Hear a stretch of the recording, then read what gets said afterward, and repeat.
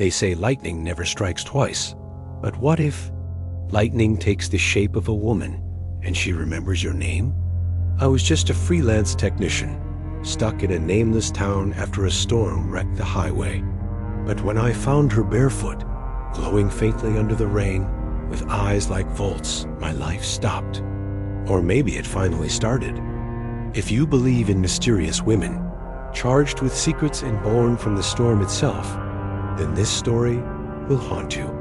Don't forget to like, comment, and subscribe, because what you're about to hear isn't just fiction. My name is Ezra. I've never believed in anything beyond what I could fix with my hands. I'm a freelance technician. Wires, panels, circuit boards, that's my world. Or at least, it was. Until that night, when the storm came and I met her. The rain had poured without mercy that evening. I was stuck in a remote village, the roads cut off by landslides and the power grid blinking like a dying heart. I'd been called to help with a blown transformer outside of town, and they gave me a guest house to wait out the storm. I was fine with that. Solitude doesn't scare me, but loneliness, that's something else. It happened on the second night. I was walking back from the small shop near the edge of the village when I saw her, just standing at the end of the road, barefoot, soaked, her hair long and black, clinging to her skin. I almost thought she was glowing, like the rain refused to touch her, as if her body hummed with heat. Then she turned, and her eyes ... They didn't reflect the streetlight. They shimmered like sparks. I approached slowly. "Are you all right?" I asked. She tilted her head, as if the question confused her. Then softly, she said, "It's still raining." She didn't tell me her name. She didn't even seem to know where she was. But when I reached out, her skin pulsed with warmth like static on a metal doorknob. She didn't flinch. She just whispered, "The storm lets me come out. I don't know why." I brought her to the guest house. She didn't speak much, just sat near the window, watching the lightning. Every flash lit up her face with eerie softness. She was beautiful, but not in the way most women are. She was something else, something that didn't belong in the same sentence as reality. That night, the power flickered. I thought it was the grid again, but every time I looked at her, the lights pulsed. My phone glitched when she touched it. The TV went black and came back only to show static whenever she got too close. It didn't feel like a horror movie.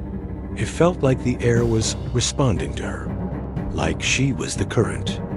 When I asked where she came from, she smiled faintly. "From the clouds," she said, "from where the thunder sleeps." I laughed at first, but the more she spoke, the more I felt like something ancient sat beneath her fragile voice. A sadness, a longing, like she was made of memory, not flesh. That night, we didn't sleep. We talked about nothing, about everything. And every time I blinked, it felt like I had known her from a dream I forgot years ago. By dawn, she stood at the door. "The sun burns too much," she said. "Will I see you again?" I asked, half hoping, half fearing the answer. She nodded slowly. "When the sky opens, when the storm calls me back." Days passed, the skies cleared. I tried to leave. I really did, but I couldn't. Something in me stayed. I found myself waiting for the clouds to gather again. I walked the road at dusk, hoping to see her silhouette against the lightning. Weeks later, the storm returned. Thunder rolled like a growl from the heavens. I ran outside, barefoot like her, and there she was standing in the exact same spot. This time, she said nothing. She just placed her hand on my chest. It was warm, too warm, and my heartbeat skipped like a current passed through me. Her lips hovered near mine, but she didn't kiss me. Instead, she whispered, "You're the only one who looked at me," and didn't turn away. Then she faded like a light bulb dimming out, gone. but the street still buzzed faintly, as if her presence lingered in the wires and the wind. Now, every time the storm returns, so do I, to the same village, the same guest house. The locals think I'm chasing something lost. Maybe they're right. Maybe I'm not trying to find her. Maybe I'm just trying to remember what it felt like to be touched by electricity. It felt like love. If you've ever loved something that couldn't stay, you know what it means to wait under a storm. Tell me in the comments, have you ever felt a connection so unreal? It burned brighter than lightning?